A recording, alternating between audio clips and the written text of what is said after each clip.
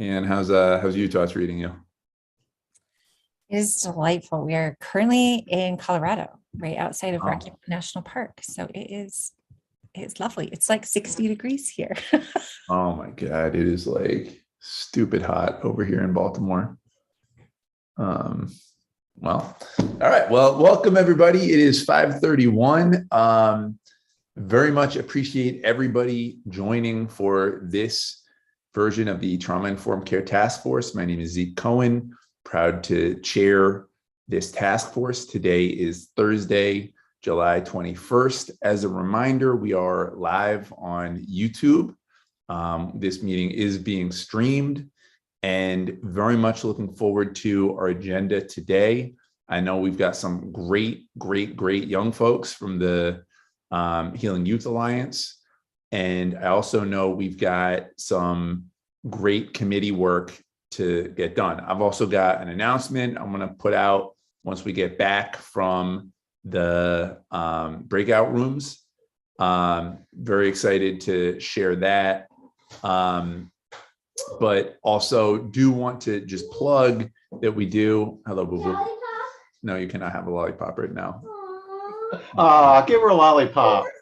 Give her a lollipop. Have a All right, lollipop. come here. Come on, lollipop. Lollipop. Lollipop.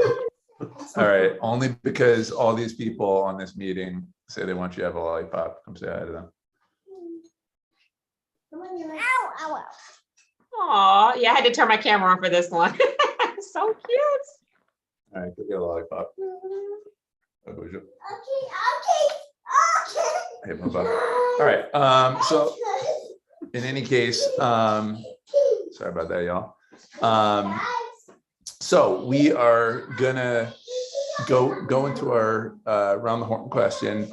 Before we do that, I did want to just re-plug the training. Corey had been so kind as to connect us. I got you, baby. As to connect us with mental health first aid.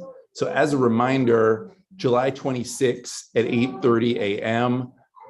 We've got a free training brought to us by Mental Health First Aid of Maryland. There's a registration on the agenda if folks can check it out.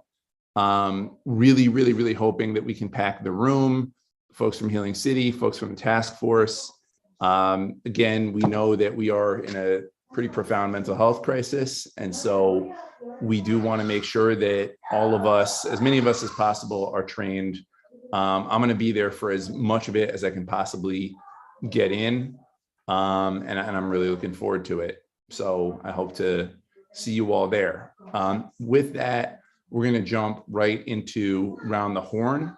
And I think for today, the question of the day is, what is one thing that you are feeling proud of right now? So with that, I'm going to ask Anne, if you don't mind, to just bloop us away.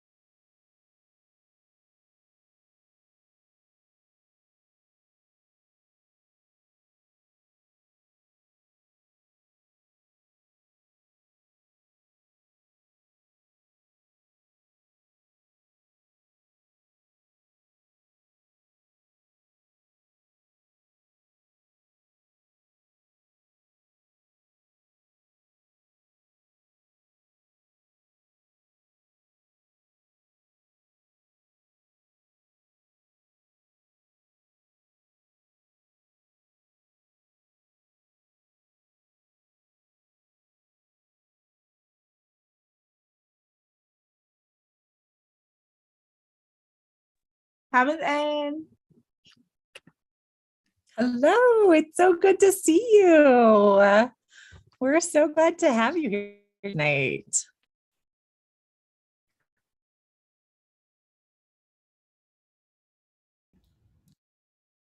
Hi, Gemma.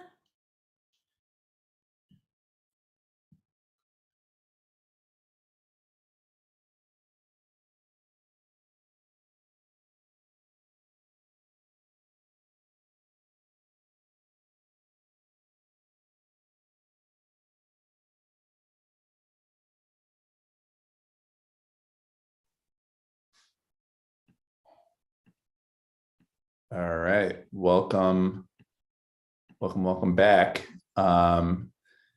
So before we jump into our awesome DEI presentation for today, I do have an announcement that I'm really excited to make. And I'm going to ask that for now, nobody, I know this is live on YouTube, so anyone in the world can be seeing me right now, but that nobody tweets about it, that we keep it semi-quiet for now. But what I'm very, very, very thrilled to report is that in the FY 22-23 budget, Mayor Scott has put in $1.5 million for BCRI, which is the city's mobile crisis response, and is something that folks on this task force really, really, really stood up and fought for, particularly Nika and Fariha, who wrote a letter to Mayor Scott, and I know most folks on the task force signed it.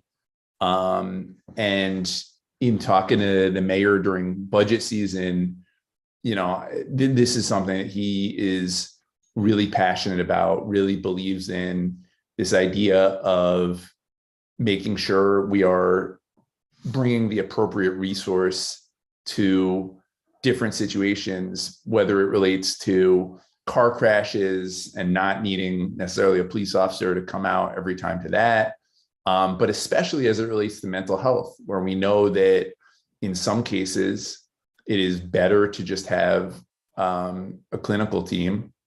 And in some cases, it makes sense to do a co-responder approach and have an officer and a clinician or a team of clinicians. And so this will be the first time ever that the city really steps in to fund Baltimore Crisis Response. The program is run by Behavioral Health Systems Baltimore, but it is what serves our constituents. It's what serves our city.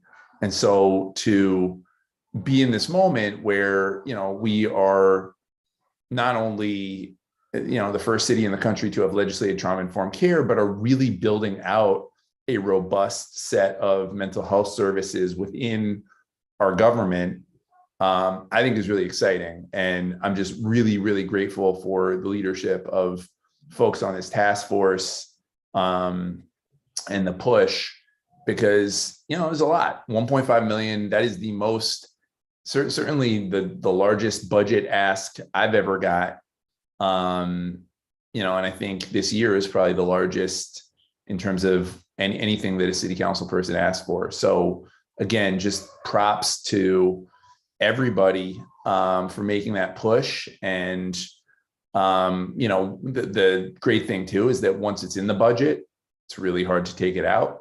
So, consider this, that 1.5 million is going to be in there in perpetuity until and unless something changes. So again, just want to thank everybody for the big collective push. It did not go unnoticed, and having the letter from the task force, I referenced it when I talked to Mayor Scott. He definitely was aware of it, and he appreciated that this is something that folks are so passionate about. So with that, on August 10th at 2 p.m., we are going to have a press conference, probably outside of City Hall, but stay tuned, to announce this historic level of funding for BCRI. I would invite everybody to come. I know it's during work hours, so I understand if you can't make it. But it would be so good to have as many of our task force members as possible represented, because, you know, this really was a collective effort. So again, August 10th, 2 p.m. I'm gonna put it in the chat right now. August 10th at 2 p.m. outside City Hall. Would love to see some folks there. And Anne will be nudging and tracking you all down. So, all right. All right, fantastic.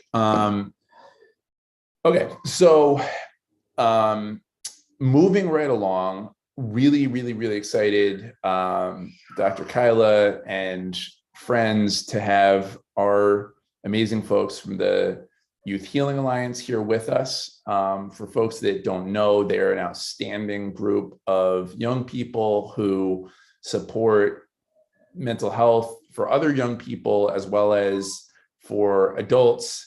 They do conferences. They are in very high demand around town and even nationally. They are just a wonderful organization, and it's youth-led, and it's just very inspiring and empowering to see. So with that, Fariha, I know DI is your thing. Anything else you want to add, or should we go straight to the presentation? All I want to add is that I'm personally really looking forward to this topic. Data is something I really care about, and when we can center student and youth voice in our data decision making, I think it's just like the perfect data set that we have to actually do transformational work. So thank you for your leadership, and thank you to the Youth Alliance that are presenting today as well. Awesome, fantastic. So with that, I'm gonna pass it over. Dr. Kyla, do you want to jump in? Yep, perfect. Thank you. Hey, family. Good to see everybody as usual. So this evening, we're going to be hearing from a doctoral student at the university, April. And then we're going to be hearing from 3 of our Healing Youth Alliance ambassadors. We're going to hear from Gemma, Taylor, and Zion. So just to put a little context around this, the School of Social Work, got a grant. We worked with the health department, and really there were 2 main stories that we wanted to talk about. As you all know, as we're talking about trauma, everybody says you have to do data-informed work, right? Make sure you're data-informed. And then when you try to do data-informed, you get a lot of like, oh, you can't have access to that data. And so it was really important to find out sort of like what is out there, how do people get access to data, to be able to support, especially your grassroots organizations, to be able to get through all of that sort of puzzle and maze. So April is going to be talking about that, as well as some of the systems that are in place, coming in place, all of that. And then the youth, we always want to hear directly from the youth. So just so that you all know how phenomenal these kids are, these young people, they actually ran focus groups, and they collected data, and they coded the data, and they have created a presentation to give you all information from the perspective of young people. So it's very exciting. They're going to be phenomenal, as you all know. So I will pass it on to April. Great. I'm going to share my screen real quick. Okay. So my name is April Cavaletto. I am a doctoral student at the University of Maryland School of Social Work.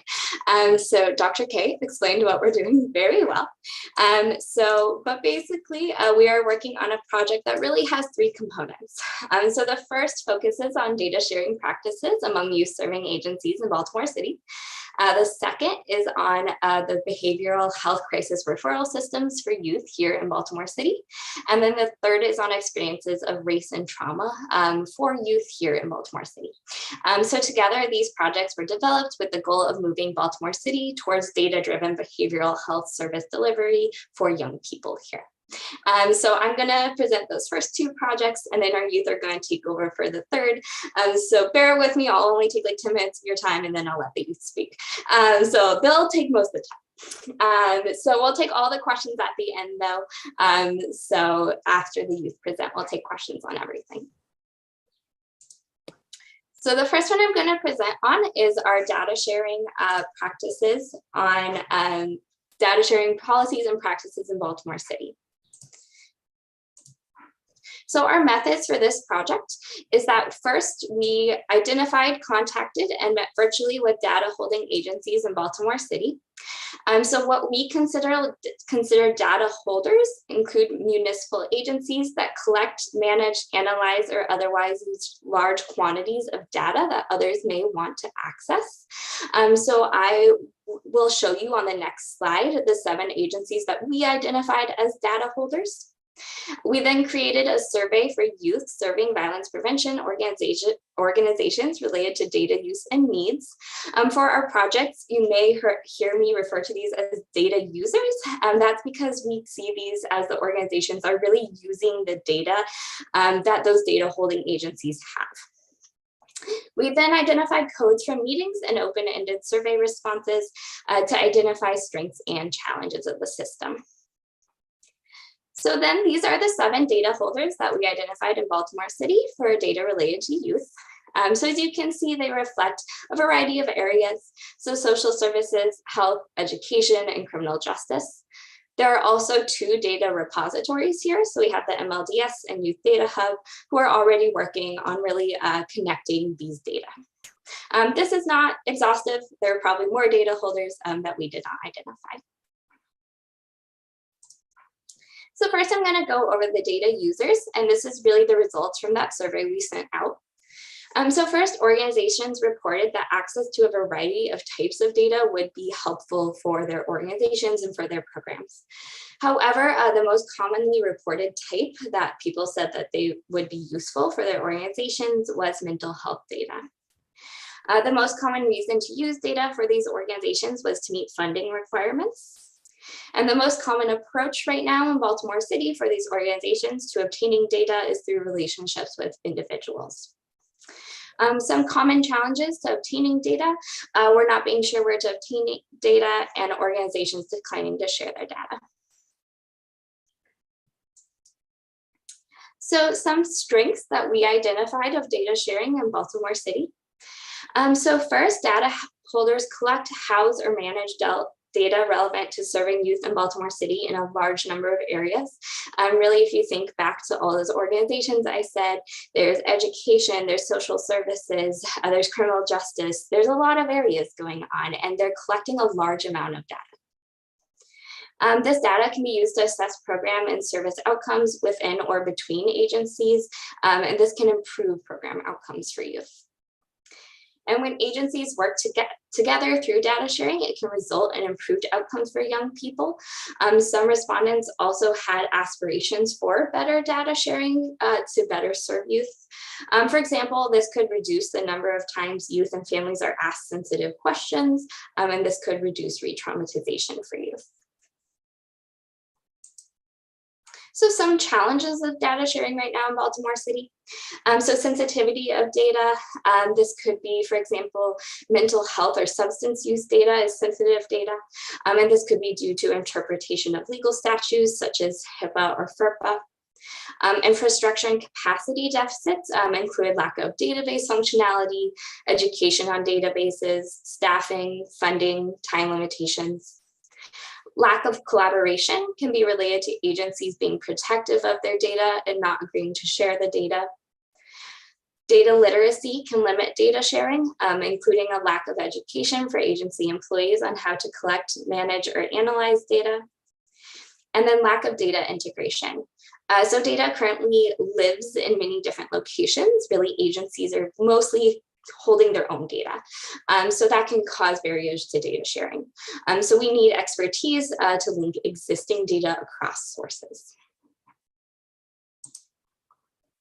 So based on all of our work, we came up with some recommendations for data sharing in Baltimore City. So first, building capacity. So providing education, including how to access and use data, benefits of using data to inform service delivery, and how to use data to inform service delivery. provide information about what data is available, including developing websites and publicly available information about available data, such as providing lists of publicly available data sets. And then promote data sharing by creating standard templates and data sharing agreements and providing recommendations for how to approach data sharing between agencies. Next is conducting research. So first, utilize the MLDS and the Youth Data Hub as existing resources to learn from and build upon. They're already experts here in the city, so we should utilize them. Identify exemplar data sharing processes within and outside of Baltimore City to learn from best practices. Use community engaged methods to research needs and best practices for education and collaboration. And then implement policy. So since we saw that sensitive data is a barrier to data sharing, clarify when sensitive data can be shared. Advocate for the MLDS and the Youth Data Hub, including funding, expansion of data types or quantity of data, and then allocate and advocate for funding for these recommendations. So now I'm going to move on to our next project. This project explores the crisis response system for youth in Baltimore City as it transitions from BCARS to GBRICS. So really I'm going to briefly explain BCARS to GBRICS because I know most of you probably have some knowledge of those systems. Then explain some of the strengths of GBRICS as it relates to youth, as well as some of our recommendations for GBRICS as they really continue to develop their youth-based programs. So we gathered information for this project through online searches for information, conversations with system representatives, presentations, and professional experiences with the systems in youth. We do recognize that GBRICS is currently in development, so some of our recommendations may currently be in process. So the Here to Help and BCARS system. The Here to Help hotline takes all behavioral health crisis calls for Baltimore City. That includes calls for both youth and adults. Calls regarding youth are then directed to the Baltimore Child and Adolescents Response System, so BCARS. And then BCARS schedules an in-person psychosocial assessment within 24 hours, Monday through Friday, 8:30 a.m. to 7 p.m. After that assessment, youth can receive 2 weeks of services, or in some acute cases, 3 weeks of services, including individual and/or family therapy, psychiatric services, and referrals for long-term connections and care. However, GBRICS has received funding, initial 5 years of funding, and seeking additional ongoing funding to integrate services for Baltimore City as well as 3 other areas in Maryland. So first, that includes 988, which will act as the hotline number for all of behavioral health crises in Baltimore City, but also all of Maryland. Greater Baltimore Regional Integrated Crisis Response System, so GBRICS, will implement a regional call center, mobile response teams, and walk-in and virtual ongoing behavioral health services. GBRICS will select vendors for each of these services, and I'll also explain a little bit more in our strengths. So these are some of the strengths that we have identified for GBRICS, especially when it comes to youth. So first, that they really have mobile response team standards for youth. So they have their crisis system standards, which really explains standards for their mobile response teams. And they have specific guidelines for working with youth.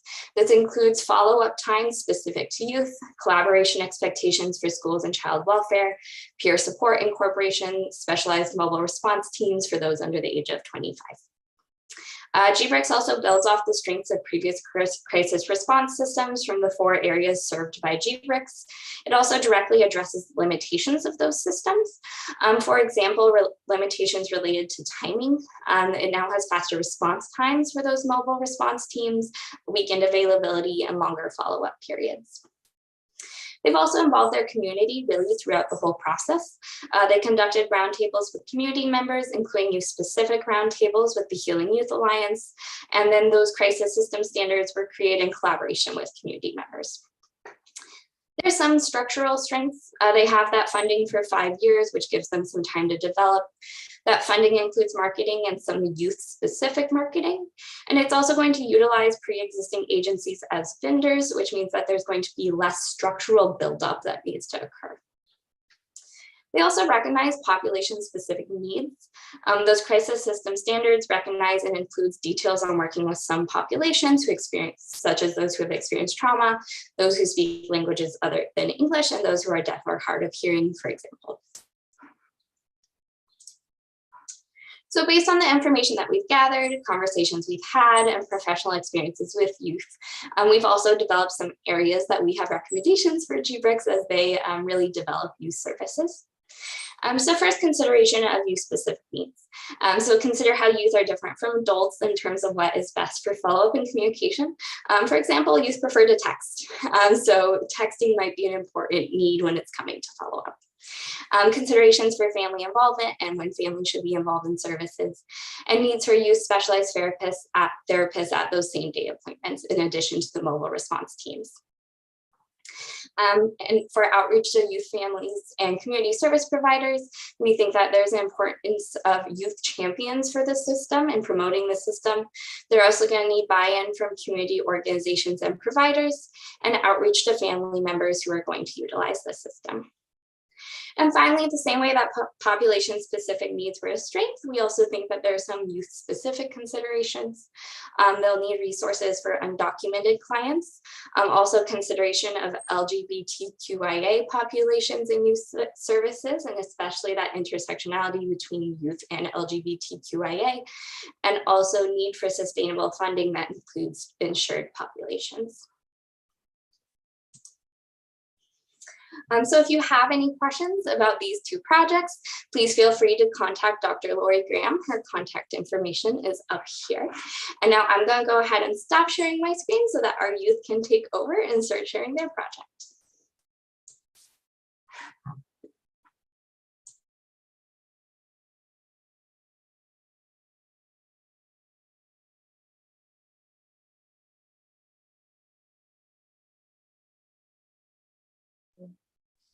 Hello, everybody. Can everybody see the screen, guys? Yes. Yep. Yep, Okay. you're good. So hey everyone, I'm Zion Pittman, one of the Healing Youth Alliance ambassadors who did the focus group with NACHO, exploring barriers between youth and trauma resulting in racial disparities. So I'm going to pass it off to my partners and let them introduce themselves before we get started. Hey, everybody. I'm Gemma Chester. I also worked on the project Healing Youth Alliance ambassador, Heart Smiles, Heartbeat, youth leader, advocate, all that good stuff. And I'm not sure if Taylor's here yet, but if she is, then she can go ahead. But Camry won't be joining us tonight. Hey everyone, I'm here. Sorry I can't be cammed up tonight, but many of you have seen my beautiful face before. But I'm Taylor Clinton. I'm also a Healing Youth Alliance ambassador as well as a youth leader in my city. Heartbeat, like Gemma said, all of that wonderful stuff.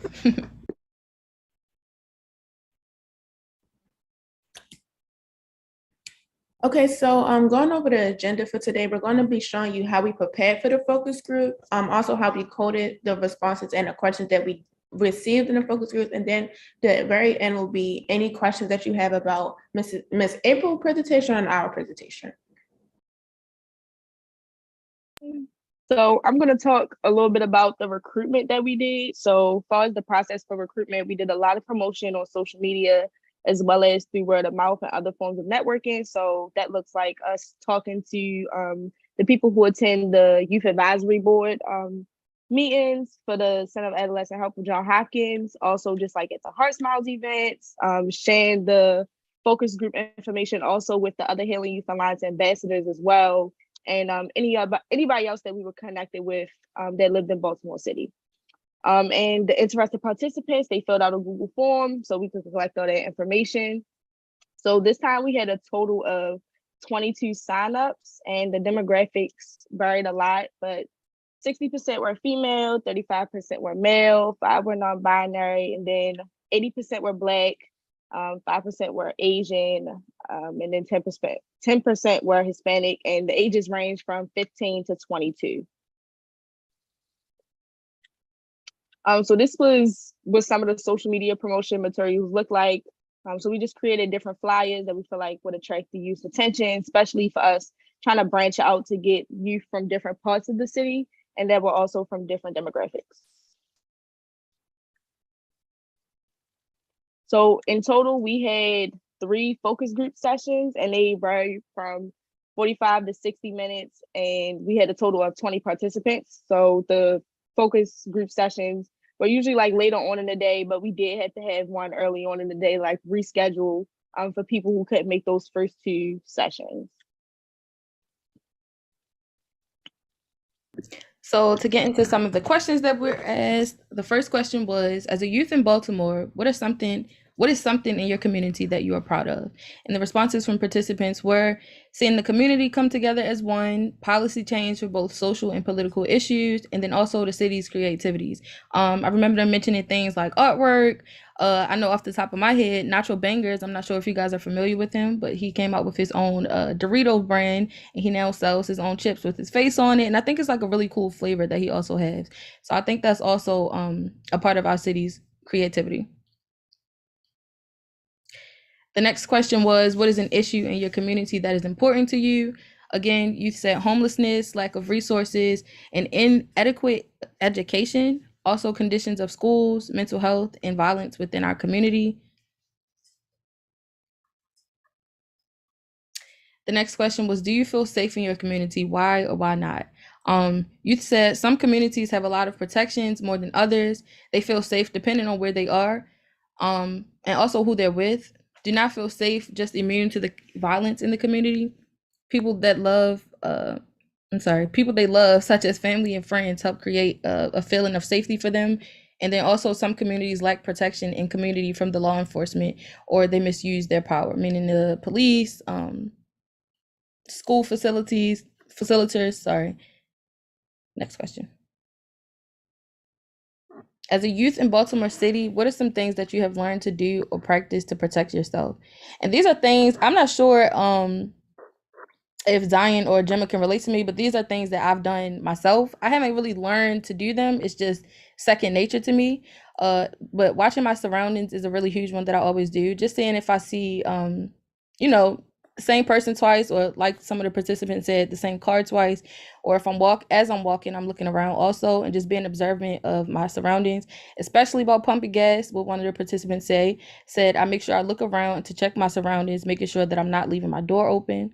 And also when I walk outside, I can't play my music because I'm always on guard. I know for me, sometimes walking, I like to put my AirPods in, but sometimes in certain neighborhoods or areas, I also can't do that. And then how has social media impacted your exposure to trauma or violence?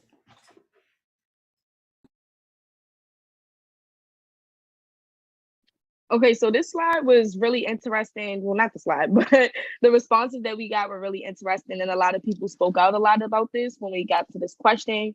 So a lot of people talked about the social media space and just like how it's just like a limited amount of exposure to trauma, police brutality, especially going around during the time when the Black Lives movement was going around with all the protests and things.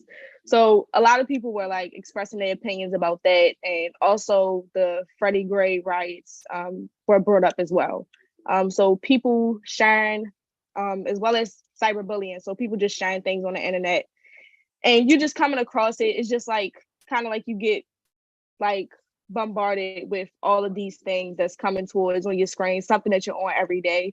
So that was a lot of what the participants shared about. And as the participants get older, the things they seen on social media are more relatable and they hit more home. So just like as they get older, they start to understand the things that they're saying, and it's not just something that they like brush past. They really start to understand the effects of it and how it's affecting them as well.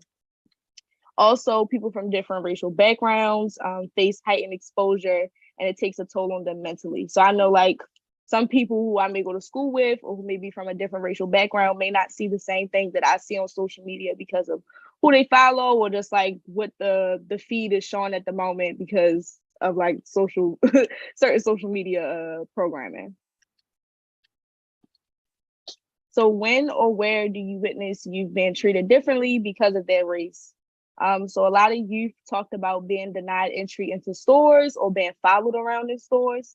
Also being told to go back where they came from. And we specifically put these ones in here because people have said them multiple times when we answered this question. And specifically from one of the young ladies who was Spanish in our focus group. She talked about people who asked her why she was speaking Spanish in America and other comments that talked about the language that she spoke. So the next question that we talked about was who or what organizations make you feel most supported and what do they do to make you feel comfortable when receiving support? So these are direct quotes from the focus group responses, and a lot of people agree with these people when they said this, so we decided to include these direct quotes. So the first one is, nobody, we've had a target on our back since we were born. The second one is, people go off what they see, so nobody because they don't care. Somebody also said Heart Smiles and Haya, the Healing Youth Alliance. For sure, a nonprofit organization that support me and my cousin's mom, who was a therapist. And then somebody also said, I've never heard of any Hispanic organizations.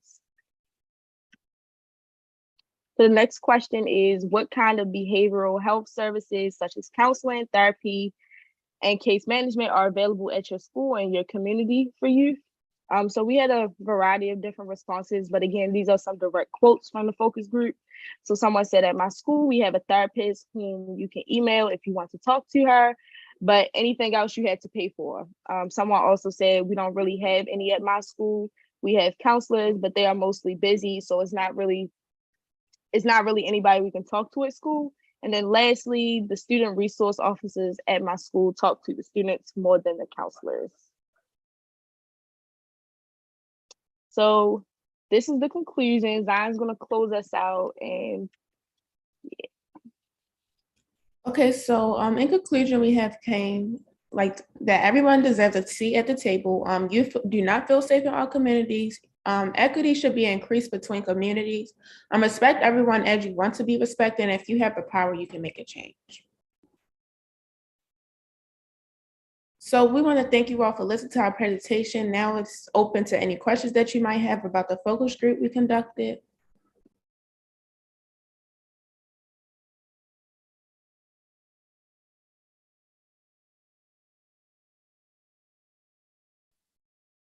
I just want to say wonderful job, guys. Like, this is an amazing presentation. I just want to say thank you.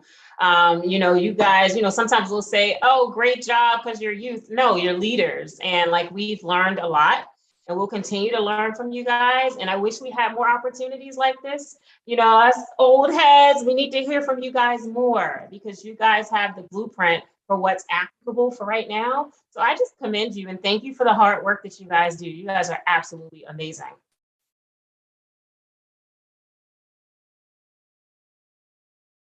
Mr. Jack. So that was amazing. It was also a little bleak. Could I ask what you guys make of that, the sort of the pessimism of that last slide and the sort of general endorsement that most of these folks said that they'd really never found an organization that meaningfully supported them, despite these being people who cared enough and were engaged enough to respond and still volunteer for your focus groups. They should have been the people most likely to feel supported. I'm sorry, I kind of got lost. Can you repeat your question, please? How bad is it? That last slide seemed like a lot of folks were saying they just never experienced an organization that was really supporting them. Here in Baltimore City, I could say it's pretty bad because there's a lot of times that I do see like classmates. I'd be like, I wish they had help. And then I introduce Heart Smiles. They'd be like, what's that? I'd be like, you don't know Heart Smiles? So it's just like, I think it's word of mouth that really matters, definitely when it comes in schools and referring teenagers to different organizations who can help them. And then also just like, we had mental health specialists come once in the beginning of the school year, and we never saw them again. So it's like, how can you help us if you're only showing up in our classroom once? So just, youth need more involvement from adults. Definitely if this is what you say that you specialize in helping youth and things like that, we need adults to step up more if you're saying that you're gonna help us and you're there for us and not straight away call social services, or we shouldn't be scared that you're gonna call social services on our parents just because we're going through something. Dealing with mental health. And to add on a little bit to what Zion was saying, it's kind of hard to tell whether or not things are getting better or worse. And I say this because the fact that we can host these focus groups and kind of bond over the things that we go through within our city, it's kind of like something that we've learned to do. Again, like I was saying earlier, it's kind of second nature to us to just bond over trauma, which is not a good thing. It's also not a bad thing, but it's like we can't determine, like I said, whether or not it's good or bad, or if it's getting worse or better.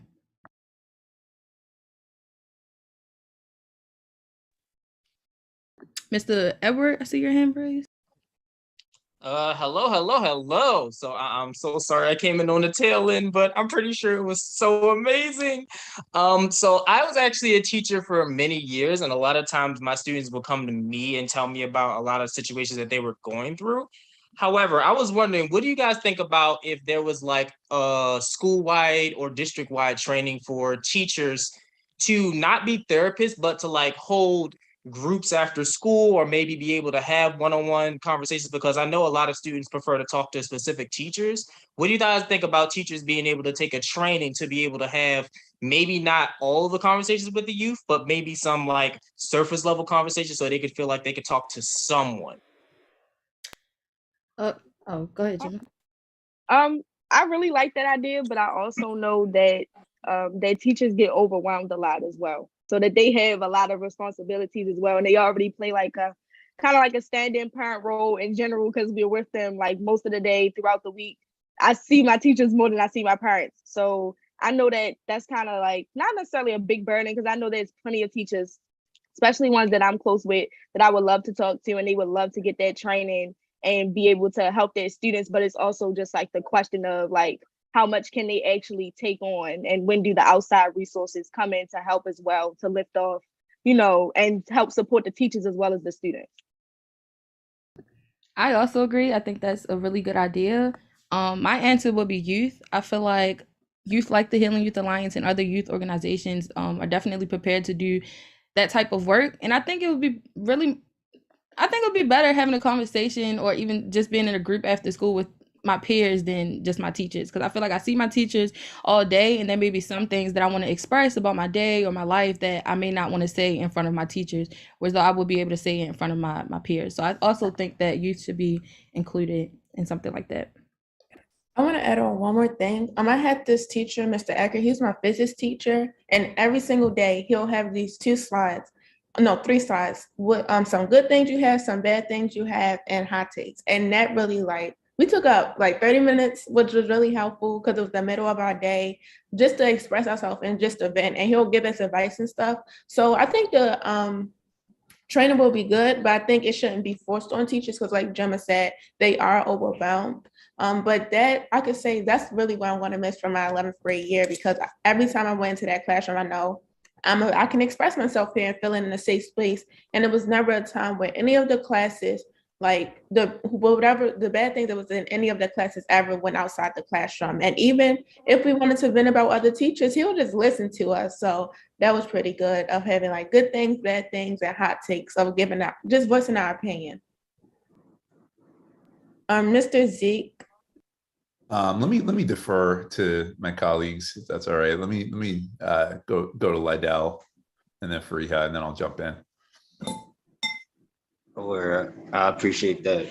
I was just wanted to add, I really thank you all for like the deep research y'all did here, and I'm thinking about just like to echo what Ed said. I hear like we don't want to, we definitely shouldn't pressure teachers that don't have that capacity to necessarily receive the training, but I think it would be really beneficial if like there was like some kind of general training that folks could do for like adults who are in that role, to be ready and potentially prepare them with resources to be able to handle those situations, and to know how to redirect, and to potentially prepare to think through what their capacity is to handle those situations. Because the reality is they're going to be working with students who have those potential conditions and things going on, and even if they don't have the capacity themselves, they need to know how to work with students and redirect the resources. And you all definitely like should be able to like help educate them on how to work with those students in particular too. Definitely. Thank you, Lydell. And thank you to all of you. That was an amazing presentation. Your slide decks are better than mine. I'm a teacher and I would love to attend those trainings and have those opportunities. And I think a lot of other teachers would. But my question to you is, how can we support? How can we support as teachers, as just general people living in Baltimore who care about our youth, and also as the Trauma Informed Care Task Force? What do you need from us? I could say as me attending Western, I think we need it's really hard to get to the principal. Like I know y'all heard a lot of stories about Western in the past year or so. So I think we just need the teachers to stand behind us on certain situations and they shouldn't be scared of their job, losing their job because they're standing behind us.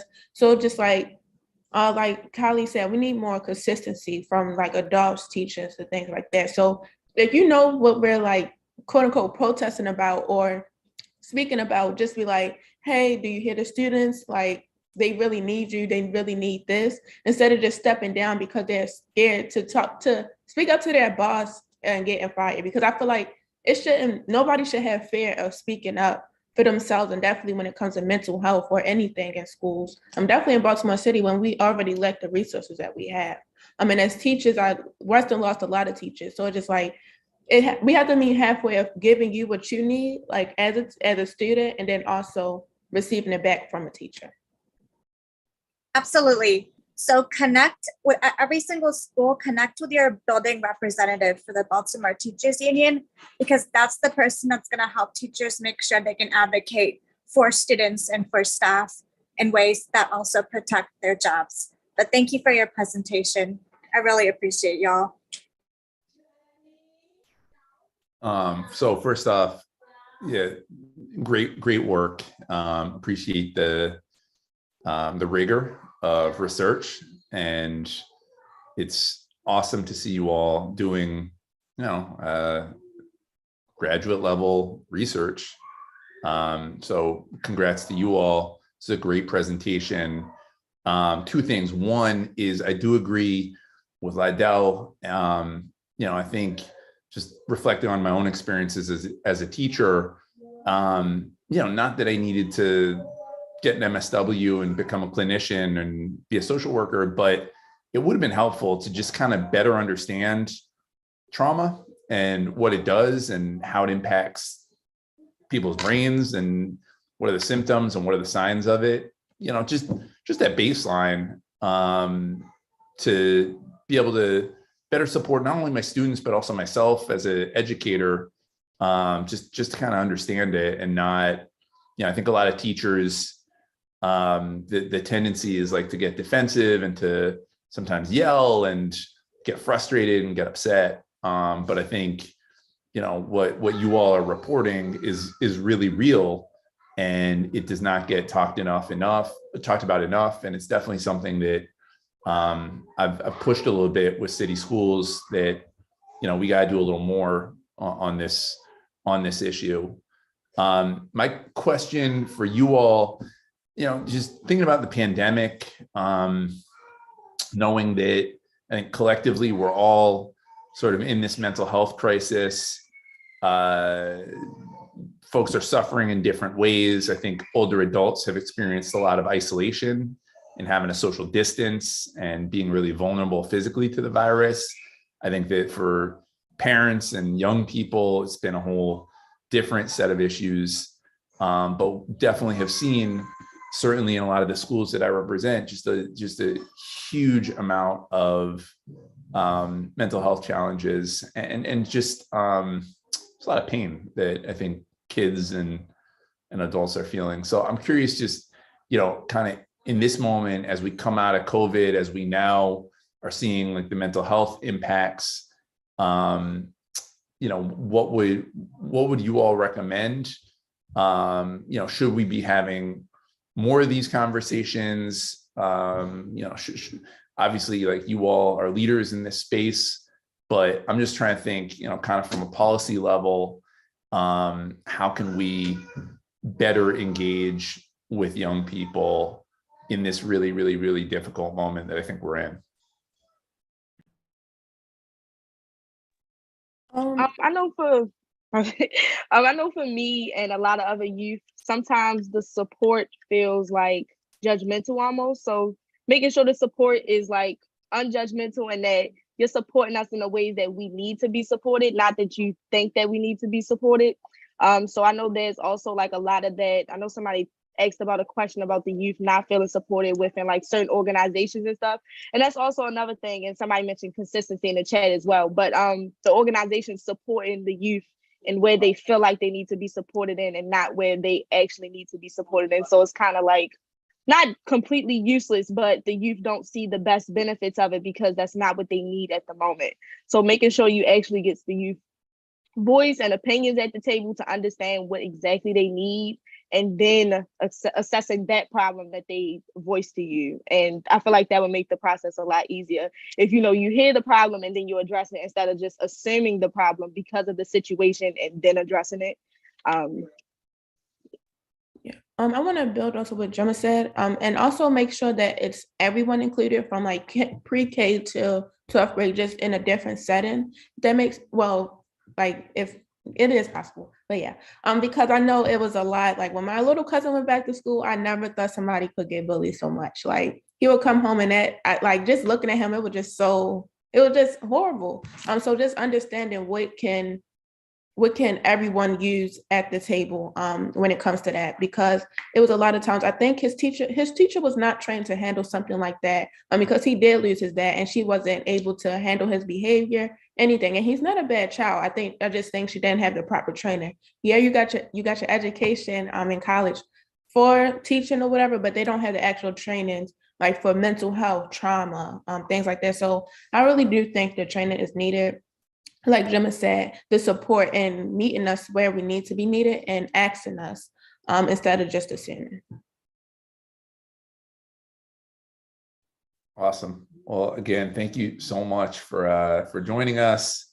I know you all have participated in the past, but you are always welcome to the Trauma Informed Care Task Force. Really appreciate all that you guys do and all that you continue to reflect onto the city. So please keep it up. Thank you to Dr. K. And anytime you want to come hang with us, you are more than welcome. Appreciate you.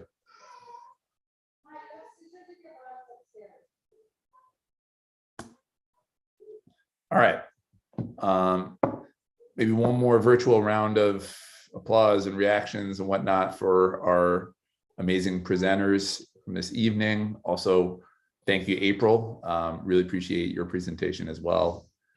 All right, fantastic. All right, so moving along, before we get to work group committee sessions, I did want to just put in the chat, the city has issued an RFP, although they're not calling it an RFP, but anyone can apply to design the community-based trauma-informed training that Mayor's Office of Neighborhood Safety and Engagement and Healing City Baltimore are going to deploy in community. The link that I put in the chat is a link to the press release that MONSE put out. If you go to the bottom, there's their grant portal. You do have to create an account for the portal. But I do just want to put out to this group, because I know we have a number of folks who either do trainings or have their own organization, that it is wide open. I'm not going to be on the review committee, but I know that our training subcommittee did a yeoman's job of helping MONSE to build this application. So great gratitude for the training subcommittee. It has, after a pretty long and extensive amount of work and back and forth with MONSE, has finally come to fruition. So again, if you want to apply, please go on their website, please disseminate it widely. It's a relatively short window for applications. So just, again, please consider applying. This will be the first time the city of Baltimore does this. We really want it to be based in community. We have awesome partners like Kimberly in the health department that do training for groups and for communities and for agencies. But this will be the first time that community designs the training. So please apply. All right, with that, yes, Shauna, yes, you do need a 501c3 to be eligible to apply. You could also potentially utilize someone else's 501c3 if you don't have your own. If there's any kind of circumstance like that, definitely, I know that Monsi would be happy to chat and we can make a connection. All right, with that said, we are going to go into subcommittees.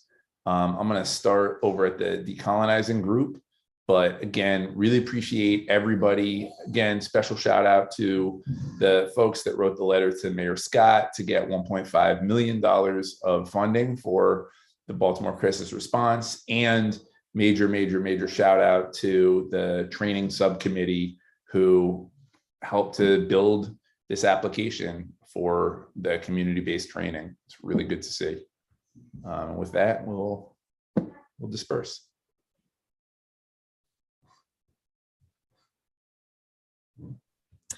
As a quick note, so I've opened the rooms. The decolonizing group is staying in the main room tonight.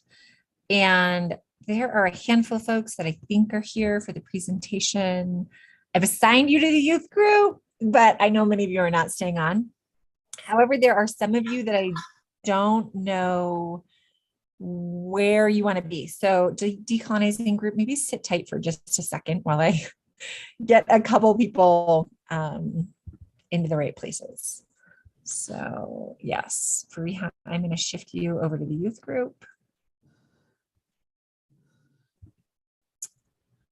Zeke, you're starting with decolonizing, right? Yep. Great. And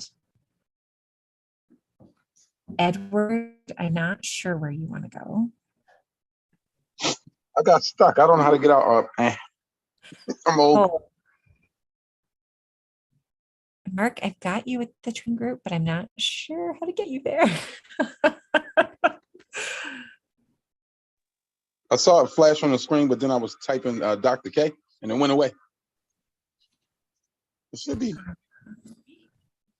Okay, well, let me see if I can troubleshoot it. Kim, where do you want to start tonight? Policy, please. I feel like the Wheel of Fortune or something. Okay, there you go. Thank you. Yep. All right, T. Which group do you want to start? Thank you. You want to go to policy? Great, I'll send you there.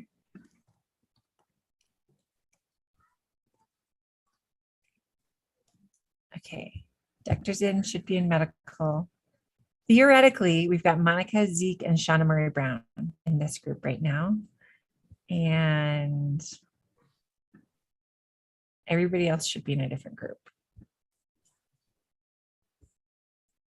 They just need to go to the different group. So, okay. Monica, Shauna, it's so good to see you. It's been so long, but we hope you've been hanging in.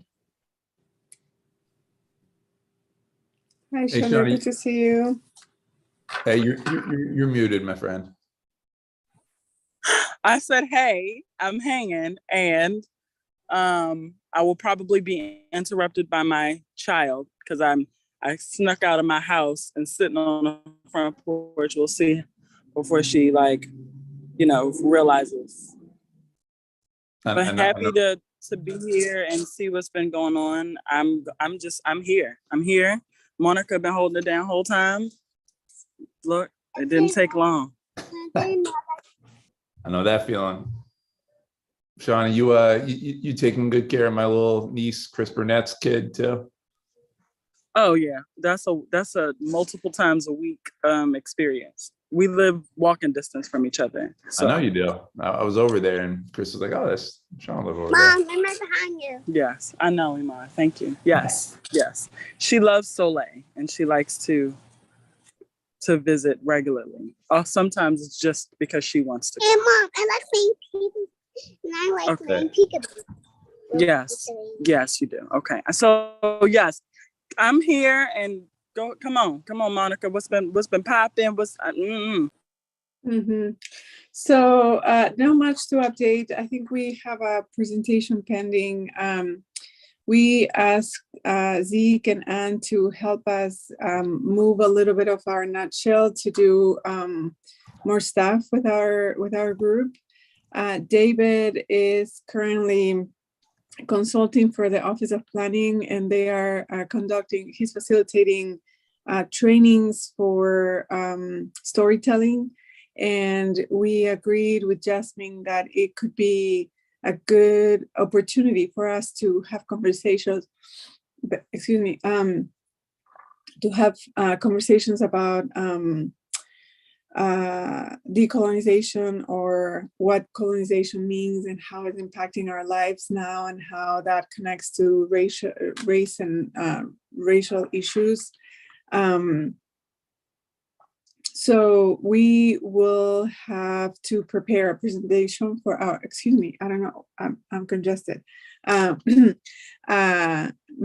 will have to prepare a presentation for our next meeting I think it's September, to talk about the work that we have been doing and explain and have a little pilot inside our task force about the concepts that we're trying to address. We are basing off some of the conversations around the topics that we all were kind of studying together at the beginning, Shauna, if you remember, and also around using the framework that we developed for these observatories. So piloting internally in the task force, a little training or workshop or conversation about decolonization and where everybody is, just to have a little internal assessment. And then doing a pilot case with the Office of Planning, having a conversation with them. And that's something that we had pending from Zeke. I think there was some planning to have a conversation with them. We talked with Denise Whitley from BHSV because they are trying to have this storytelling to talk about trauma and mental illness. So it's kind of like, I don't know if I made sense of everything that I said, but it's like basically internally piloting internally the conversation and bringing it outside. Everything you said made sense. Just so I'm clear, Zeke, are you here because we're supposed to be talking about something? Is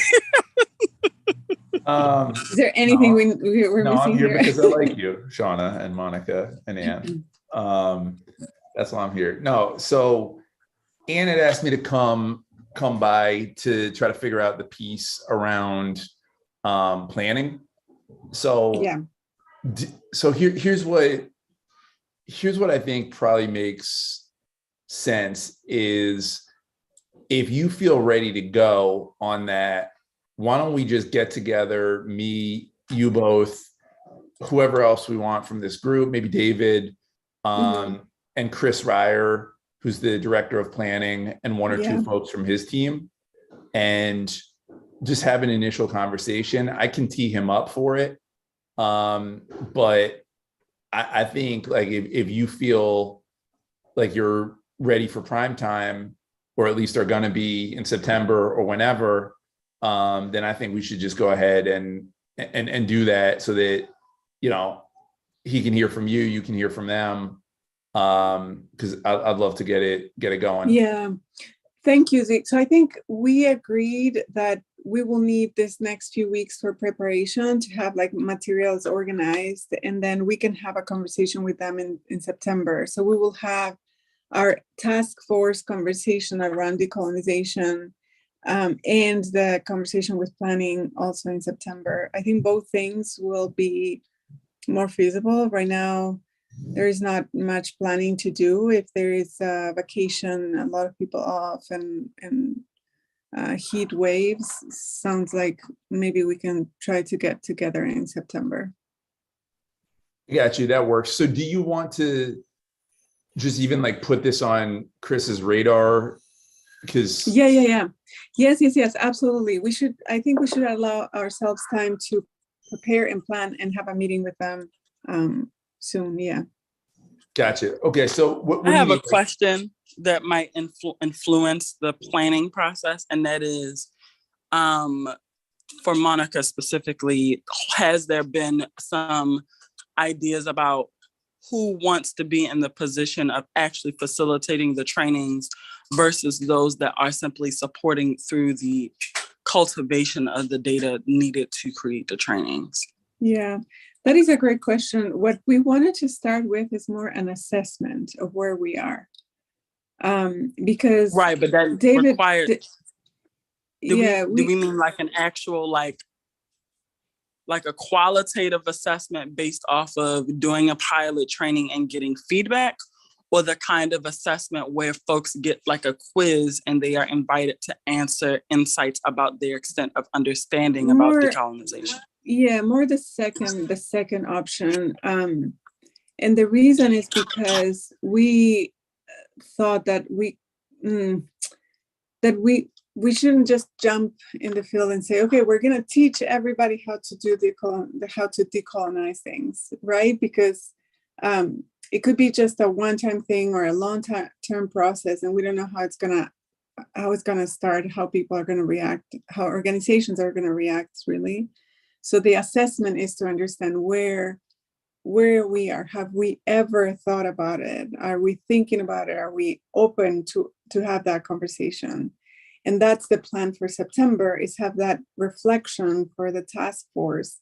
Even our own like policy group and education group and youth group, are they thinking about these things when it comes to the planning that they are doing? And if everybody says no, then we can measure like what type of trainings we need, or what type of materials we need to prepare, and what other partners we need to engage. Because I know, Sean, I remember back in the day when we were having conversations about workshops and planning, and you said, we can do this, but I'm not going to do it because I'm very busy, right? So I think it's the case for everybody. So that's why we want to take baby steps, but like take steps. Because I told Anne, like I was very concerned because we were stuck in like let's review materials, but not taking steps. So Did I answer your question? It did, and I have two thoughts, and this is, in alignment, in honor of the work and the reflection that has been done this entire time, and my thought is that I wonder what it would be like if we asked folks to actually just do like a 3 or 4 question, like either qualitative assessment, or even, to what extent are these ideas true for me? I have questions about this, or, if I had to define decolonization, this is what I will put, something really brief, like 4 questions in preparation, so that we have some established information gathering about where everyone is, instead of coming to the meeting and trying to have that conversation, because it will be hard to garner a true understanding of where folks are and what their perspective is if we don't have something that is individualized. My thought process around that is that if we have something that's relatively simple with only one question that's qualitative, then we'll be able to come to the meeting and say, this was a part of the kind of questions that we might want to offer, for any institution or any sort of question that we want to have. This is what we got from our task force. What do we think this means? What are some of the things that came up for you when you were, that way we have a point of reflection, as opposed to using the time spent with the task force for them to talk to us, where we know we wouldn't be able to hear from everyone. That's just Mm. my That is thoughts. a just great, here. that is a great idea. That is a great idea. To be honest, we didn't talk too much about the how, but more just what the what. So I'm glad we have this time, and I'm glad you're here, because you know, we were missing you a lot. So, you know, we can talk. So I'm happy. Like, I think qualitative research is super important, especially in this field where, you know, we kind of have a sense, we kind of know, but then nobody really knows how to talk about it. So yeah, I agree. If you have ideas, Shona, that we can maybe incorporate, you can put it in the chat or whatever, or send us an email, and I can try to put together a list. Or we can just even meet draft a on form. the side, Monica, if you want to just nail down a date, and we can iron it out, because it doesn't sound like we have a whole bunch of time. And, you know, so that if we're going to plan for September, then that means within the next like two weeks, we'd want to have the brief questionnaire and send it out so that Zeke and Ann can send it out, and so that we can actually get the date on the calendar for the September, whatever is going to happen in September.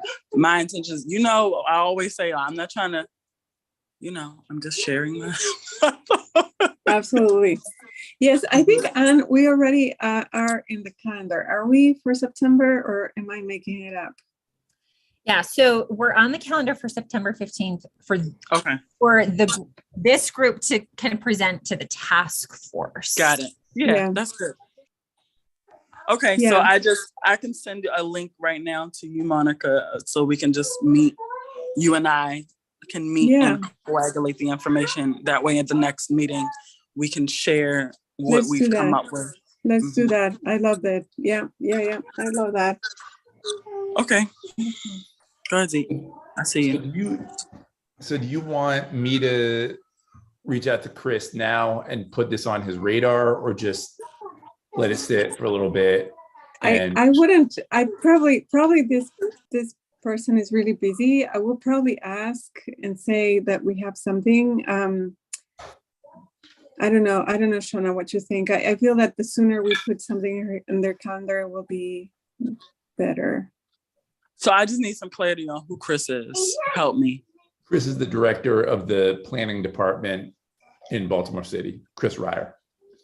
All right. So if we want to run this through planning, he's the gatekeeper that we would have to connect with. You have to approve. Okay. I think that getting something on the calendar is like getting some dates from him for after we meet with the task force, and then bringing so that we can have a goal set would be helpful. Yeah. Got you. And so that, just so I'm clear, that's just for an initial conversation. That's not like they haven't committed yet to doing the training, but that's for us all to get together and say, like, listen, here's what we're trying to do. Would you be interested? Yeah. If we do that planning, if we have that meeting with them in the fall, I think we will be ready to run something in early next year, or even sooner if it's feasible. But yeah. Got it. Okay, so I'm gonna hit him up tomorrow morning and just try to figure out if there's a date. What do we want, like an hour on Zoom to just sort of work through this idea with them in September? I mean, I think an hour is good if we really gonna get to know each other real well. Otherwise, 45 minutes is good too. All right, people are busy. I'll ask for 45 minutes. Cool.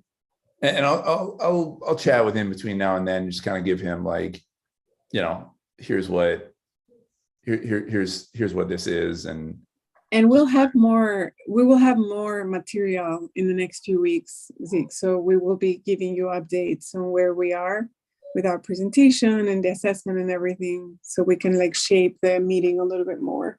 But I think it's good to give him a heads up now. Awesome. All right, I'm on that. Wonderful. Cool. Yeah. Thank you. You need anything else from me? I think we're good. Monica, I sent you the link for us I to get saw you someone. sent me the link. Okay, I'll fill it out in a bit. Awesome. All right. Well, I Okay, mean, we team. done, Monica. We gonna get Shauna, it was great seeing you, my It's friend. good to I'm see you so happy too. you're smiling and you're Thanks, Monica. You're some ¿cómo se dice? Force of nature. You're a force of nature. I was thinking, like, how do you say that? Thank you so much, Monica. You was holding it down. Okay, we getting there. Yes. We're getting there. So all right. Okay.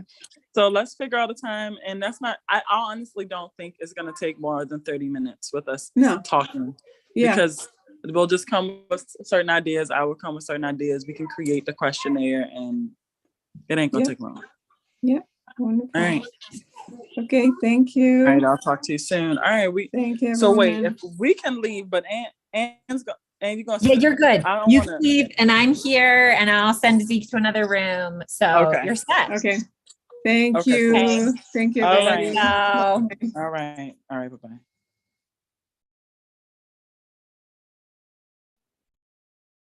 You want to go to youth, Zeke? Yeah, that'd be good. Before you send me, how are you doing, Ann? I'm good. Yeah. Good. Excellent. It's fun out there in Utah.